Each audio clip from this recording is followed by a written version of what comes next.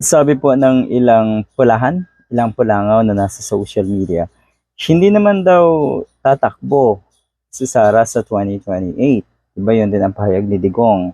Kung siya daw masusunod ay ayaw niya na maging pangulo yung kanyang anak. So ganun din kasi ang estilo ni Digong dati, di ba? Purong sulong, kuno ay hindi naman tatakbo, yun pala ay naanda na.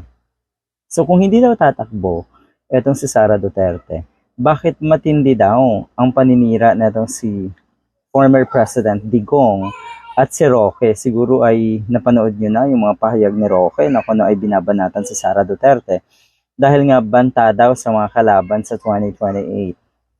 Itong taga Davao, yun ang pahayag ni Roque, banta, malaking banta. So napakataliwas yung kanilang mga pahayag dahil nga hindi naman daw tatakbo, wala naman daw ambisyon.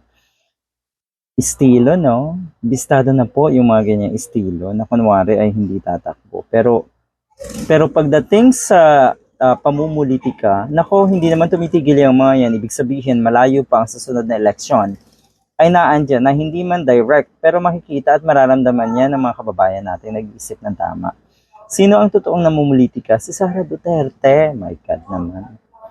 Okay. So yun, tinitira ngayon ng ilang dating pulahan or ilang siguro mga diehard din to dati. At tinitira nga yung kuno ay paninira nga netong si Roque kay Romualdez. So dito sa sitwasyong ito, nakikita niyo po, sila talaga sa bandang huli ang magbabangayan, ang magbabanggaan. Kaya good luck.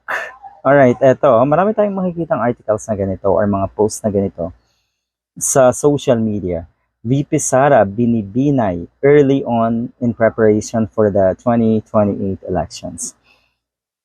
Yon, bistado naman talaga etong si Duterte. Kung makikita niyo po, matakin niyo promote yung turismo ko no ng Cebu City. Ba't napunta ka dyan sa party mo? Diba?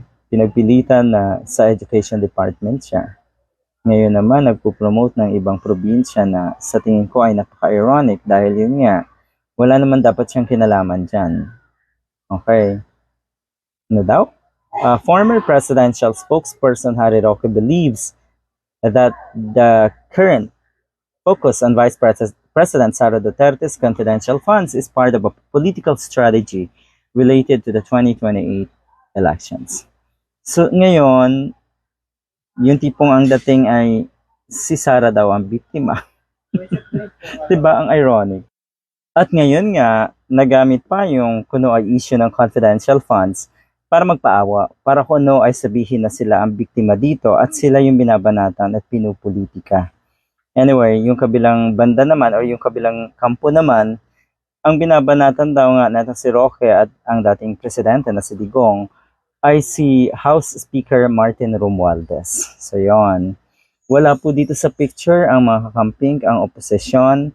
Sila ang nagkakagatan at hindi po bago yan. Okay.